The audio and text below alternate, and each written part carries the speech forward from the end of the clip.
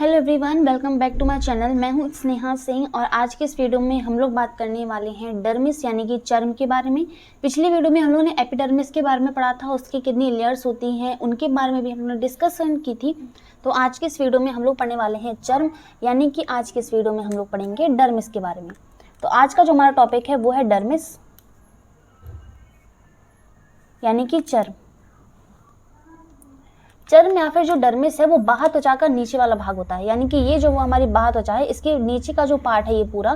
तो यहाँ पर हमने लिखा भी था कि जो हमारी चर्म होती है वो ये वाला पार्ट है, ठीक है। जितना भी जो ग्रीन कलर का पार्ट दिख रहा है वो हमारा क्या है, चर्म है, और जो कि हमारा सजीव कोशिकाओं से निर्मित होता है। तो इसके नीचे यानी कि बाह्य त्वचा के नीचे का जितना भी भाग है वो कैसा है, सजीव है, यानी कि लिविंग है, ठीक है। तो हमारी डर्मिस होती है वो क्या होती है, टोटली लिविंग होती है, यानी कि सजीव होती है। बात समझ में आई। अब इसमें हम कई सारी ग्रंथियों के बारे में पढ़ेंगे, कई सारे पार्ट्स होते हैं इसके, जैसे रोम वगैरह होते हैं, ठीक है, और नाखून वगैरह होते हैं। तो उन सब चीज़ों के बारे में हम लोग डिस्कस करते हैं, ठीक है। तो सबसे पहले तो हम लोग बात कर लेते हैं बाल या फिर रोम के बारे में, ठीक है। उसके बाद हम लोग ग्रंथियाँ देखेंगे कि कौन कौन सी ग्रंथियाँ होती हैं। अच्छा, यहाँ पर सबसे पहले चीज़ तो यहाँ पर बोला जा रहा है बाल या फिर रोम के बारे में। तो बाल या फिर रोम जो हमारा भाग होता है, एक तरह से हम बोल सकते हैं कि वो हमारे डर्मिस यानी कि हमारे चर्म से ही ऑरिजिनेट होता है ना। यहाँ पर जो बाल है वो हमारा चर्म का हिस्सा है, चर्म से ही वो क्या हो रहा है, ऑरिजिनेट हो रहा है, और डर्मिस से और हमारे एपिडर्मिस से होता हुआ त्वचा के बाहर वो निकलता है। अच्छा, पहले डर्मिस की बात करें तो डर्मिस की एक लाइन बहुत इंपॉर्टेंट है कि यह संयोजी ऊतकों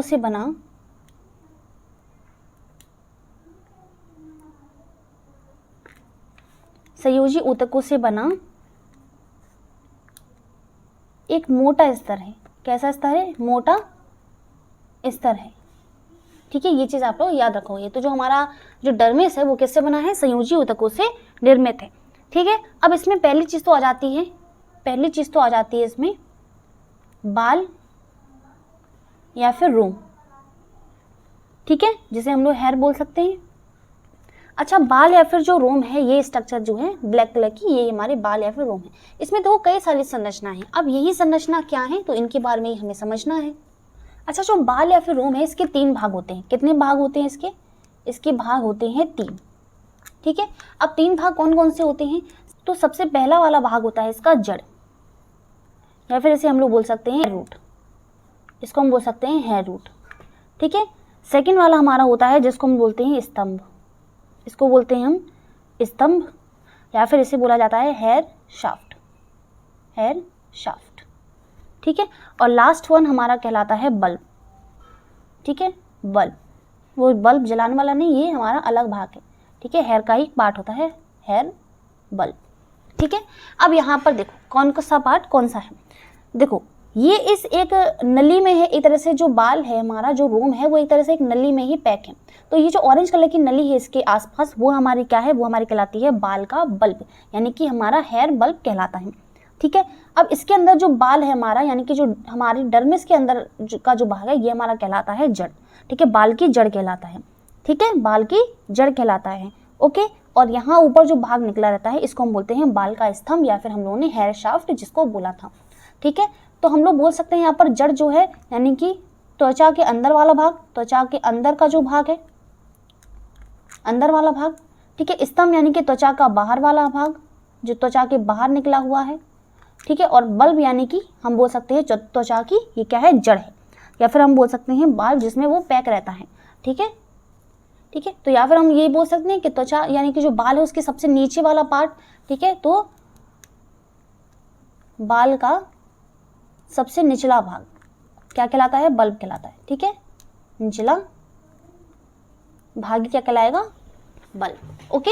तो ये 3 भाग होते हैं रोम के, ठीक है। तो अब यहाँ पर रोम का निर्माण किस तरह से होता है, देखो यहाँ पर जो ब्लड वेसल्स हैं यानी जो रुधिर वाहिनियां हैं, ये जो रुधिर वाहिनियां हैं ये इससे कनेक्ट होती है, यानी कि जो ये क्या करती हैं, जो बाल की जो बल्ब होती है, ठीक है, इस पुटिका में ये प्रवेश करती हैं, और यहाँ से अंकुरण के द्वारा क्या होता है, बाल का निर्माण या फिर रोम का निर्माण होता है। तो इस तरह से रोम का क्या होता है, ऑरिजिनेशन होता है, ठीक है। जो हेयर्स होते हैं उनका ऑरिजिनेशन होता है। कैसे होता है, यहाँ पर जो धमनी की सिराएं हैं, धमनी और सिराएं जो होती हैं यहाँ पर, ठीक है, वो क्या करती हैं, ठीक है। तो यहाँ पर जो ब्लड वेसल्स होंगे वो क्या करेंगे, इससे कनेक्ट हो जाती है, यहाँ पर दिख रहा होगा इससे कनेक्ट है, ठीक है। जो बल्ब होता है हेयर का, उसमें ये क्या करती है, प्रवेश कर जाती हैं, और प्रवेश करने से वहां पर क्या है, अंकुरण के द्वारा बाल का निर्माण होता है, ठीक है। तो इस तरह से जो हेयर्स हैं उनका ओरिजिनेशन होगा, ठीक है। अब जरा इस वाले भाग को देखो, जिसको हम लोग इरेक्टर प्लाई पेशियां बोलते हैं। तो ये कुछ पेशियां होती हैं, देखो ऐसे, जो हमारे किससे जुड़ी हुई हैं, इससे, इसी भाग से जुड़ी हुई है हमारी, ठीक है। जो बल्ब होता है, ठीक है, यानी कि हम बोल सकते हैं कि जो रोम पुटिका है इससे जुड़ी हुई है। रोम पुटिका यानी कि जिसके अंदर जो रोम है वो उपस्थित होता है ना, तो वो जिस पुटिका में स्थित है तो उसको हम रोम पुटिका या फिर हम उसे बाल पुटिका बोल सकते हैं। तो उस पुटिका से क्या कनेक्ट होती है, इरेक्टर प्लाई, कुछ पेशियां हमारी कनेक्ट होती है। और ये पेशियों का काम क्या होता है कि जब भी जो रोम है उसको अगर खींचा जाएगा, उनके संकुचन से क्या होता है, तो हमें रोम जो है या तो रोम खड़े हो जाते हैं और फिर दर्द का एहसास होता है, ठीक है। तो दर्द का एहसास दिलाना, ठीक है, इसके अलावा रोंगटे खड़े करना, तो ये सब चीज़ें जो हैं वो इसी के कारण होती है, इरेक्टर प्लाई पेशी के कारण ही होती हैं, ठीक है। तो ये काम होता है हमारे इरेक्टर प्लाई पेशियों का। तो ये जो हमारी पेशियां हैं वो कैसे कनेक्ट है, हमारे रोम पुटिका से कनेक्ट है। कुछ फैक्ट्स हैं जो कि यहाँ पर हम लोग लिख देते हैं। तो सबसे पहली चीज़, तो पहले तो हम लोगों ने इन पेशियों के बारे में बात की, तो जो हमारी कहलाती है क्या, इरेक्टर प्लाई, ठीक है। और इसको हम लोग हिंदी में भी लिख देते हैं, इरेक्टर प्लाई। अब इरेक्टर प्लाई, ये जो पेशियां होती हैं इनका काम क्या होता है, ये क्या करती हैं, ये पेशियों के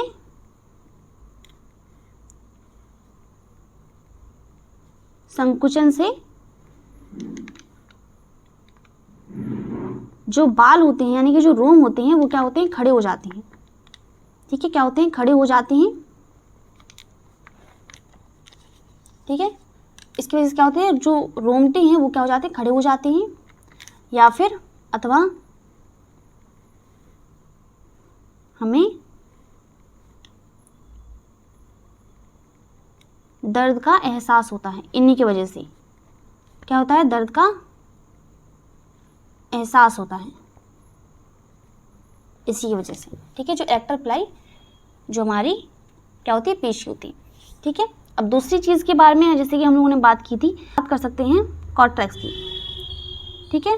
तो कॉर्टेक्स क्या होता है, जो कॉर्टेक्स है ये क्या, इसका काम क्या होता है, कॉर्टेक्स कोशिकाएं होती हैं जो कि इनमें क्या होता है, वर्णक होता है, ठीक है। वर्णक कोशिकाएं होती हैं, ये क्या, कैसी कोशिकाएं हैं, वर्णक कोशिकाएं, यानी कि, या फिर हम वर्णक यानी कि जिसको हम क्या बोल सकते हैं, कलर या फिर रंग। तो यानी कि इनका काम क्या होता है कि ये रोम को क्या देंगी, रंग देंगी, ताकि इनके कारण से क्या होता है, रोम का रंग निर्धारण होता है इसी के कारण, ठीक है। इन्हीं कोशिकाओं के कारण ये क्या होता है, कॉर्टेक्स में क्या होती है, वर्णक कोशिकाएं होती है एक तरह से, कॉर्टेक्स जो है, इसी कारण क्या होता है, जो हमारे रोम है उन्हें क्या मिलता है, रंग मिलता है, ठीक है। अब हम तीसरी चीज़ के बारे में भी देख लेते हैं यहाँ पर, जिसको हम जो कि हमारा सेबेसियस ग्लैंड, सेबेसियस ग्लैंड या फिर ग्रंथि। अब ये सेबेसियस जो ग्रंथि है या फिर सेबेसियस जो ग्लैंड है, ये क्या करती है, जो रोम होते हैं, रोम को क्या बनाती है, चिकना बनाती है तथा उसको जलरोधी बनाती है, जलरोधी बनाती है, ठीक है। दो काम होते हैं इसके, सेबेसियस ग्रंथि के, ठीक है, कि रोम को या फिर जो बाल है उसे क्या बनाएगी, चिकना बनाएगी, उसको स्मूथ बनाएगी, और जलरोधी यानी कि वाटरप्रूफ बनाएगी उसको, ठीक है। चलिए, तो अब हम लोग समझ लेते हैं ग्लैंड्स के बारे में। कुछ इंपॉर्टेंट ग्लैंड्स हैं जो कि हमारी स्किन यानी कि हमारे डर्मिस में प्रेजेंट होती हैं, ठीक है। तो उनके बारे में भी समझ लेते हैं, ठीक है। तो ग्लैंड्स के बारे में हम लोग देख लेते हैं, किसके, डर्मिस में है जो, ओके। तो सबसे पहले आ जाती है श्वेत ग्रंथि। कौन सी ग्रंथि, श्वेत ग्रंथि, ठीक है। इंग्लिश में इसको बोलते हैं हम लोग स्वीट ग्लैंड। तो स्वेट यानी कि स्वीट मतलब होता है पसीना, स्वीट ग्लैंड। स्वेट ग्लैंड या फिर जो श्वेत ग्रंथियां हैं, ये हमारा जो ग्रीन पार्ट है ये हमारे क्या है, श्वेत ग्रंथियां हैं। तो ये श्वेत ग्रंथियां क्या करेंगी, पसीने के द्वारा या फिर क्या करेंगे, जो भी ओवर वाटर होगा यानी कि जो, ठीक है, अधिक मात्रा में जो जल होगा उसको, या फिर कुछ हार्मफुल जो भी मटेरियल है, कोई जो पदार्थ है उसको क्या करेगी, शरीर से निष्कासित करने का काम करेगी थ्रू स्किन, ठीक है। तो त्वचा के द्वारा ही, पसीने के थ्रू ही क्या करेंगे, हमारे मतलब स्किन पर जो भी हार्मफुल चीज़ें होंगी हमारे बॉडी में, ठीक है, या फिर जो वाटर है उसको भी लॉस करने के लिए, यानी कि जो ओवर वाटर है, ठीक है, अधिक मात्रा में जो जल है, ज़रूरत से ज़्यादा अगर वाटर है तो उसको भी निकालने, बॉडी से निकालने का काम कौन करेगा, यही श्वेत ग्रंथियाँ यानी कि यही स्वेट ग्लैंड्स ही करती हैं। तो ये जो ग्रीन वाला पार्ट है ना, ये हमारे क्या है, श्वेत ग्रंथियाँ, जो ये कनेक्ट किससे है, देखो यहाँ पर एपिडर्मिस से होती हुई हमारी त्वचा तक यानी कि बाहरी भाग तक आई हैं, ठीक है। तो इस तरह से होती हैं ग्लैंड्स। तो वो पहली चीज़ तो कि इसकी संख्या की बात करें तो मनुष्य में इसकी संख्या जो है वो हमारी होती है 20 से 25 लाख। क्या होती है, 20 से 25 लाख होती है। अधिकता कहाँ होती है इसकी, यानी कि या फिर प्रचुरता, यानी कि ज़्यादा मात्रा किसकी कहाँ पर होती है इसकी, एक तो होती है त्वचा के तलवे पर, ठीक है, पैरों के तलवे में और हथेली में, दो जगह इसकी क्या होती है, प्रचुरता या फिर अधिकता होती है, ठीक है। तलवे में ज़्यादा मात्रा में ये हमारे पाए जाएंगे, ज़्यादा संख्या होगी हमारी श्वेत ग्रंथियों की, और एक तो हथेली में, ठीक है, ज़्यादा इसकी ग्रंथियों की वो होगी, ठीक है, मात्रा होगी, ठीक है। तो ये कैसे होती है, एक तो जो हमारी नलिकाएं हैं, कुंडलित नलिकाएं होती हैं, कुंडलित नलिकाओं के रूप में होगी, और ये हमारा इसका जो अंतिम छोर होता है वो कहाँ पर होगा, बाह्य त्वचा की ओर होता है, ठीक है। तो यहाँ पर बाह्य त्वचा, ये हमारी ऑरेंज कलर की, इसके बारे में हमने पढ़ा था, तो इसका अंतिम छोर जो है ये बाह्य त्वचा की पास ही खुलता है, ठीक है, यहीं से हमारा कनेक्ट होगा, ठीक है। तो यहाँ पर ही होता है इसका अंतिम छोर, और ये हमारे यहाँ पर भी देखो कुछ ब्लड वेसल्स जो है इससे कनेक्ट होती है, ताकि तो ये हमारे वाटर जो या फिर ज़्यादा मात्रा में जल हो गया, इसके अलावा कुछ पदार्थ हो गए, हानिकारक पदार्थ होगा, तो वो बॉडी से उन्हें बाहर निकालना इंपॉर्टेंट है ना, ज़रूरी है। तो जो स्वेद हमारी ग्रंथियाँ होती हैं वो इसमें बहुत ज़्यादा हेल्प करती हैं। तो पसीने के थ्रू यानी स्वेट के थ्रू ये क्या करती हैं, उसे बॉडी से बाहर निकाल देती हैं। तो ये हमारी इंपॉर्टेंस होती है श्वेत ग्रंथि या फिर स्वेट ग्लैंड के बारे में। अब नेक्स्ट ग्लैंड के बारे में हम लोग समझ लेते हैं, जो कि हमारे क्या है। अब दूसरे हम बात करते हैं दुग्ध ग्रंथियों के बारे में। दुग्ध ग्रंथि, ठीक है, इसको हम बोलते हैं मेमरी ग्लैंड्स, मेमरी ग्लैंड्स।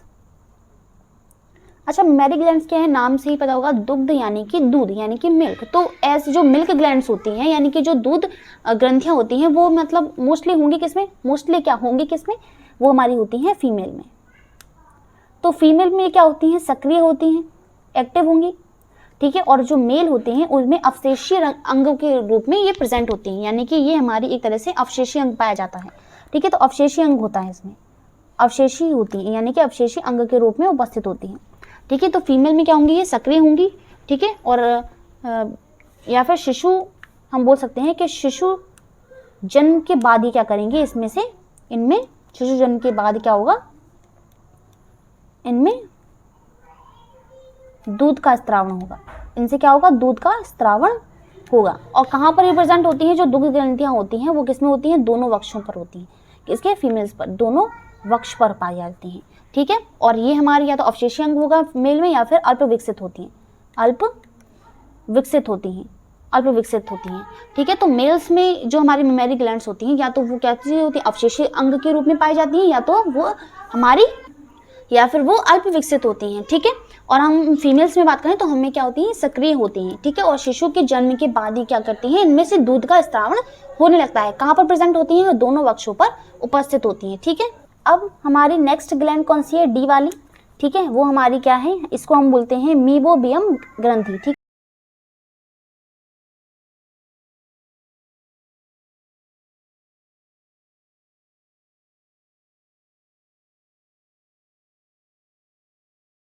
अब ये कहाँ पर होती हैं, ये हमारी होती हैं बरौनियों पर, बरौनी यानी कि नेत्र की बरौनियाँ जो होती हैं, जो बरौनी होती हैं उस पर होती हैं। तो ये कहाँ पर प्रेजेंट होती हैं, नेत्र की बरौनियों पर, ठीक है, नेत्र की बरौनियाँ जो होती हैं उन पर होती हैं ये, ठीक है। और उसको क्या करती हैं, जो हमारी वहाँ पर एक तरह से इनमें क्या होती है, तेल पदार्थ होते हैं, कैसे तेलीय पदार्थ होते हैं, ऑयली, इसमें कुछ मैटर होता है, कुछ मटेरियल होता है जो कि क्या करता है, कॉर्निया को क्या बनाता है, नम बनाता है और उसको चिकना बनाता है।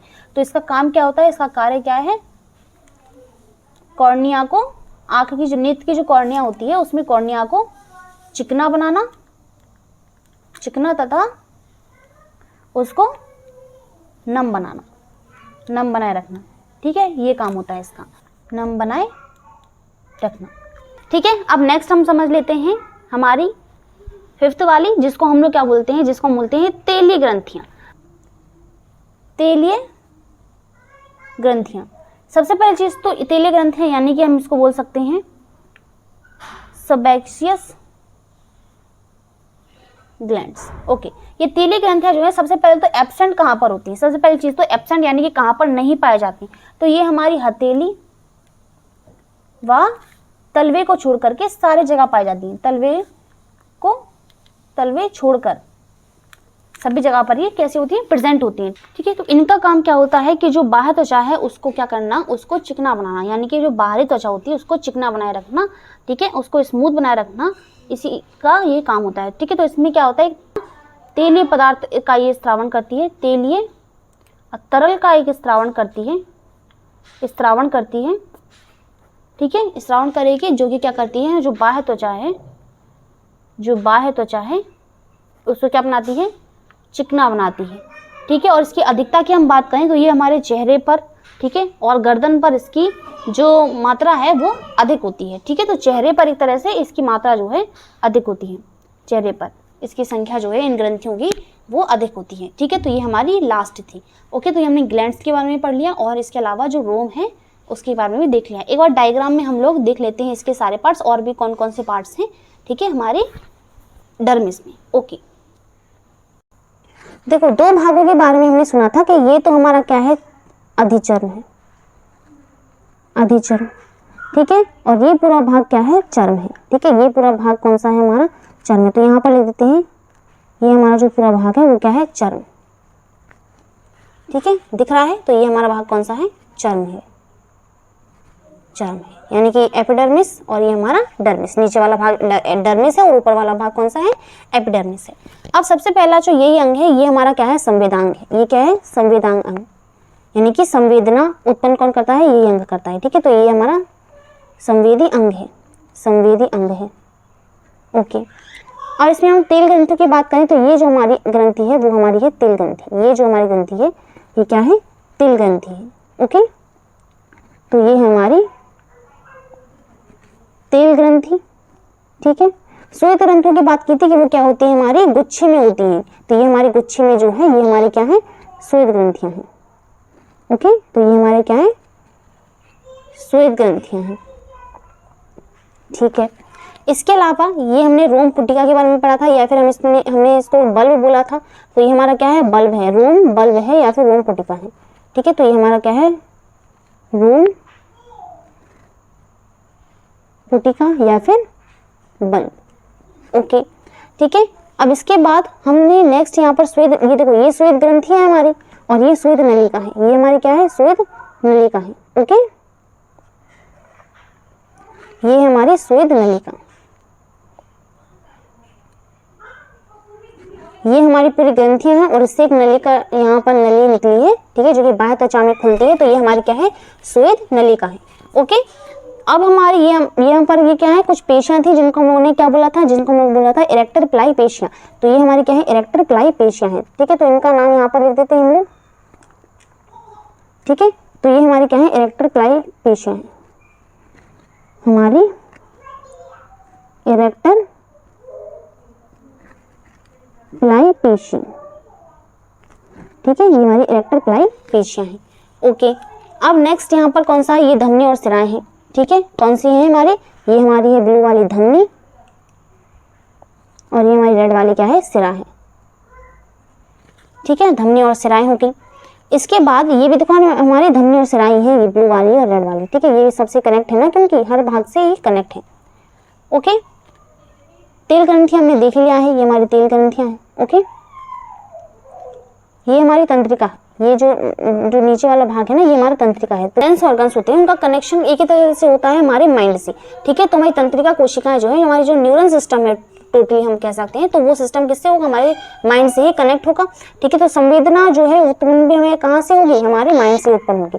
ठीक है, तो ये हमारी क्या है, तंत्रिका है। तो ये हमारी क्या है, तंत्रिका है। ओके, तंत्रिका।